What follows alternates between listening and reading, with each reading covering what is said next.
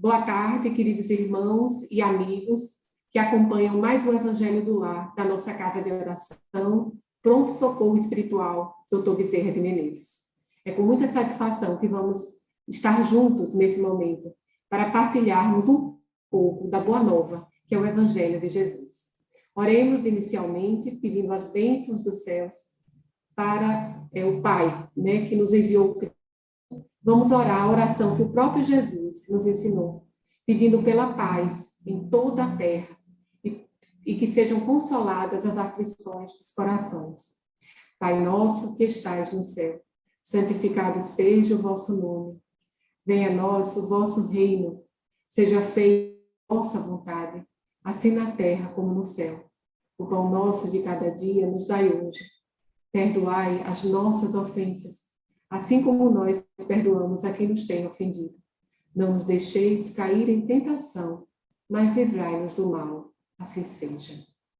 Bem, nós vamos ler hoje um trecho do Evangelho segundo o Espiritismo, que fala sobre os trabalhadores de última hora. Somos nós, somos os cristãos. E lembramos que muitos são chamados e poucos são os escolhidos. Vamos acompanhar. Está no capítulo 18 do livro O Evangelho segundo o Espiritismo, de Allan Kardec. Pelas suas obras é que se reconhece o cristão. Nem todos os que me dizem Senhor, Senhor, entrarão no reino dos céus, mas somente aqueles que fazem a vontade de meu Pai que está nos céus.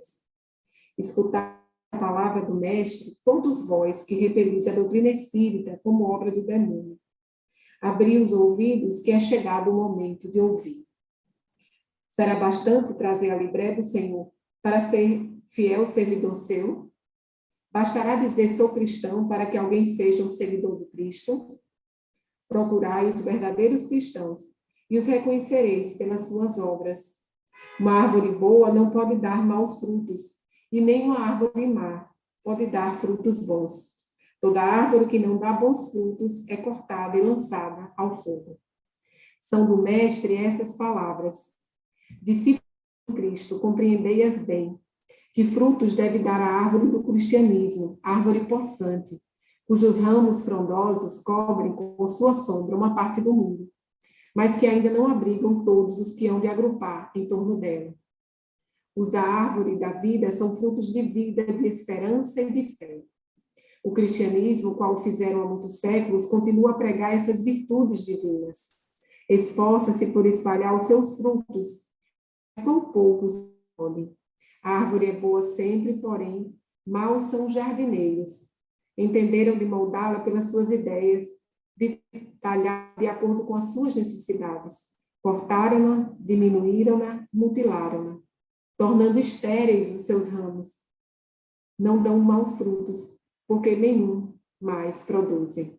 O viajor sedento que se detém sobre seus galhos à procura do fruto da esperança, capaz de restabelecer a força e a coragem, somente vê uma ramaria árida, prenunciando tempestade.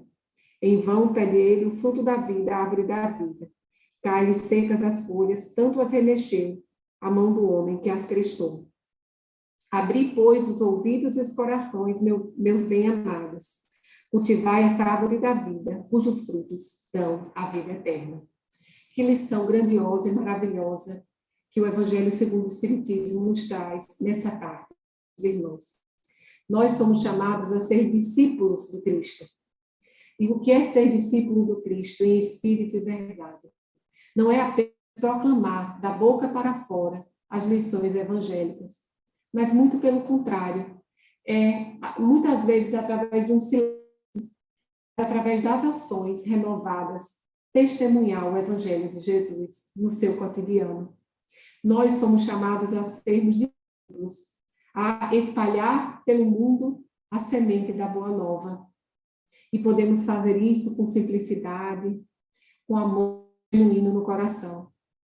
Não precisamos de cargos importantes, não precisamos de roupas especiais, não precisamos seguir nenhum ritual. Basta que a gente se recolha na nossa simplicidade, na nossa humildade, e no dia a dia a gente possa ter ações realmente de paz, de bondade, nutrindo esperança no coração dos nossos semelhantes. E isso todos nós podemos fazer. Meus irmãos, para completar essa linda mensagem evangélica, eu vou comentar com os queridos ouvintes o capítulo 5º do livro Boa Nova, do Espírito, né, Humberto de Campos, pela psicografia do nosso abnegado médium Chico Xavier. Nesse capítulo 5, o escritor nos traz uma mensagem justamente sobre os discípulos do Cristo. E nós sabemos que, na época, Jesus escolheu 12 homens dos mais humildes e simples no lago de Genezaré e os convidou para pregarem o novo reino entre os homens. Sabemos que, então, Jesus chamou Pedro, chamou André, chamou Filipe, chamou Tiago e João, que eram os descendentes de Zebedeu, convidou também Levi, Tadeu e Tiago, de Alfeu e de sua esposa Cleófas, e eles eram nazarenos, esses homens, os discípulos, e eles amavam a Jesus desde a infância. Nós temos que Tomé descendia de um antigo pescador e Bartolomeu nascera em uma família laboriosa de Caná da Galileia. E eles passaram a ser chamados de discípulos de Jesus. E Jesus, quando conversava com eles, Jesus disse: amados, não tomareis o caminho largo por onde anda toda a gente, levada pelos interesses fáceis e inferiores. Buscareis a estrada escabrosa e estreita dos sacrifícios pelo bem de todos. Essa é a primeira lição da tarde de hoje. Nós que somos chamados a sermos também discípulos de Jesus, hoje, no presente, nós temos que saber que nós temos que buscar a porta estreita e não a porta larga da perdição. E Jesus disse: ide antes em busca das ovelhas perdidas da casa de nosso Pai, que se encontram em aflição e voluntariamente desterrados de seu divino amor. E esse convite que Jesus fez àqueles 12 discípulos, aqueles homens simples, aqueles pescadores, ele nos faz hoje também esse convite, nessa tarde. Que nós possamos ajudar o Cristo na sua missão, de difundir a boa nova no coração dos homens. E ele disse para a gente buscar essas ovelhas perdidas da casa do Pai, porque o Cristo é o bom pastor.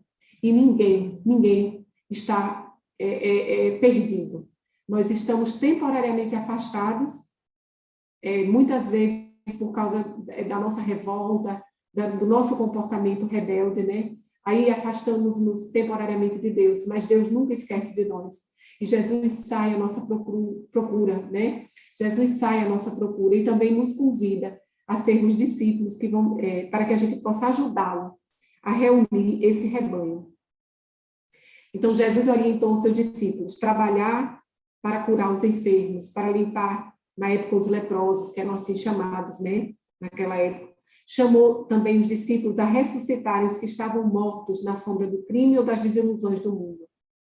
Pediu que os discípulos esclarecessem todos os espíritos e todas as pessoas que se encontravam em trevas.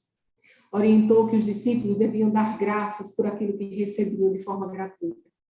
E nós também somos chamados hoje, né, a ajudar os enfermos do corpo e da alma espalhados por essa terra, com a palavra amiga, com um gesto de bondade, partilhando o pão espiritual, que é a palavra do Cristo, e partilhando também o pão material, para ajudar a aplacar a fome daqueles que não conseguem emprego. Então, nós somos também os trabalhadores da última hora. E nessa lição, nós vemos que Jesus disse, atenção, que nos enviava os discípulos como ovelhas no antro dos lobos, recomendando-nos, irmãos, a simplicidade das pombas e a prudência das serpentes. Sim, vamos ter cuidado, porque nessa terra existe o mal, e o mal nos tenta constantemente para que a gente seja rebelde, para que a gente se afaste de Deus. Mas a boa nova nos diz que nós vamos resistir, nós podemos resistir, está em nossas mãos resistir às tentações e ajudar realmente, como disse Jesus, com simplicidade, praticando o bem, para que a nossa árvore seja uma árvore de bons frutos. Então, para isso, nós temos que fazer boas ações. Não basta que a gente propale a palavra apenas com a boca, com os lábios, mas muito mais do que isso, somos chamados a testemunhar, nesses momentos tão difíceis, o Evangelho de Jesus.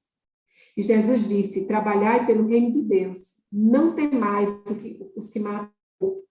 Estamos num momento de guerra, quantas pessoas estão sendo assassinadas nesse flagelo destruidor da guerra. Mas Jesus disse, não temais os que matam o corpo, porque não podem aniquilar a alma. Não se esqueçam, irmãos, que o corpo, ele morre, mas o espírito, ele continua na vida espiritual, vivo, com a sua individualidade. E nós levamos na nossa bagagem justamente as nossas ações.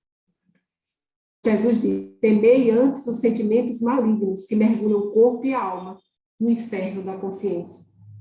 Então, vamos ter muita vigilância com os nossos pensamentos e com as nossas ações. Vamos resistir ao mal. E a força virá de Jesus, ele que é o médico das almas, o divino pomicultor, o jardineiro divino e o nosso bom pastor.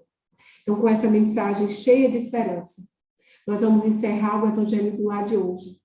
Uma leitura de um pequeno texto, primeiro agradecendo aos bons espíritos que estiveram conosco e que trabalham pelo nosso planeta. Essa mensagem que eu vou ler, ela está em Parnaso do Além-Túmulo, foi o primeiro livro, né, primeira obra psicografada por Francisco Cândido Xavier. E ela diz assim, aos companheiros da doutrina, examinada de perto à luz da nossa doutrina, é sempre a lição que ensina a paz do caminho certo. Necessário é discernir a mistura, a ganga, o véu. Muita vez a água do céu torna-se em lama ao cair. O mal vem de ouvidos murros ou de olhos nevoados. Há sempre muitos chamados, escolhidos, muito poucos. Verdade é que o coração que abraça a nossa doutrina penetra numa oficina de esforço, de luta e de ação. Já não deve andar a esmo nas estradas da ilusão, mas buscando a perfeição na perfeição de si mesmo. Portanto, é nossa divisa oração e vigilância no bem que é bem substância da crença que diviniza. No Evangelho de Jesus, feliz quem pode guardar a força de realizar os grandes feitos da luz, que no altar do coração tenhamos o amor profundo daquele que é a luz do mundo. Eis o meu desejo de irmão. Muita paz e até uma outra oportunidade.